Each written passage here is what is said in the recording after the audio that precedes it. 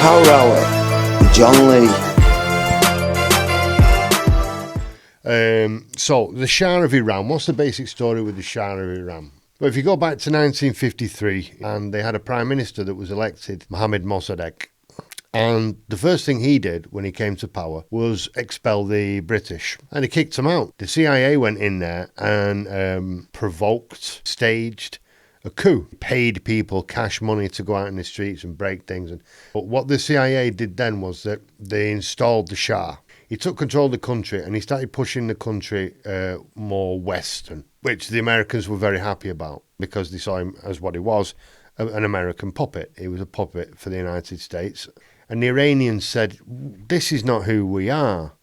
The Shah was the target. And the Shah had to run away. Saddam Hussein, don't tell me he was a puppet. Of course he was a puppet. He was a brutal bastard. He was like a political gangster. So they hired Saddam Hussein and they armed him. They made him extremely rich and extremely powerful. So Iraq invaded Iran.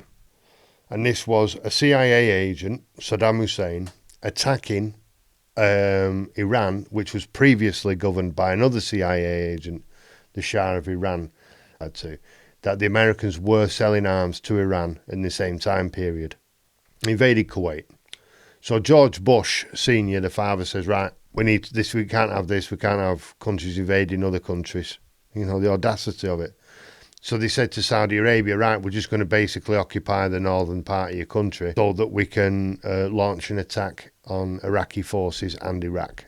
So they went in, they smashed up Iraq. So they attack Iraq, they smash it, then not satisfied with that, puts terrible sanctions on Iraq. Saddam's got weapons of mass destruction and he can blow up cities all over the world in less than 40 minutes. And he used that to go in and attack Iraq again. Destruction, completely destroyed it. It's a failed state now. It's a failed state. It's not even a country. It's been destroyed by the American forces, not the American people, I repeat. Tossing around in other people's countries. The House of Saud. Late 19th century, early 20th century, there's a guy called Ibn Saud, kicking the shit out of all the other tribes, and he united the tribes under his banner, basically under his flag, and he got the support of the Wahhabis, ultra extreme Wahhabis. He takes control of the whole peninsula. Roosevelt goes over there. They have a meeting on a boat, but they didn't realise how much oil was going to come out of Saudi Arabia. So the Sauds became unbelievably rich. It's a brutal dictatorship. It's one of the most brutal, if not the most brutal and oppressive dictatorships in the world. Sponsoring terrorism, spreading Islamic fundamentalism all over the world. The money, a lot of the money that is generated in Saudi Arabia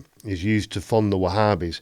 Ultra strong Islamic message, which is often a message of hate, unfortunately. America created that situation. Mr. Gaddafi, but when he first came to prominence, he was handsome and charismatic and funny and, you know, trendy and a real populist, and blamed for things like the Lockerbie air disaster in Scotland where the plane crashed in the town. He's supposed to have been behind that. One of the things that made him unpopular, ironically, was supporting Nelson Mandela, like a figure of hate, really. They don't like him, they don't trust him. His country in Africa under his control. He doesn't really need anybody to like him. Suddenly he becomes America's best friend. Why? Because after 9/11, he condemned Osama bin Laden. But now we care about the Libyans. And so what we're going to do is we're going to bomb it. We're going to bomb 7 colours of shit out of it. And we're going to send the CIA in there to fuck it up from the ground up. ISIS and Al-Qaeda and Al-Nusra and, you know, all these radical groups that we're supposed to hate so much, they were being armed and trained and sent into Libya to topple Gaddafi, which is exactly what they did. And she's asked about it, the Clinton beast. She was there a couple of weeks before it all happened. And the interviewer says, so you were there and then a couple of weeks later, Gaddafi was killed. There's no connection between those two things. And Hillary Clinton says, quote, yeah, we came, we saw, he died. Ah ha ha ha, and starts laughing in this totally demonic manner.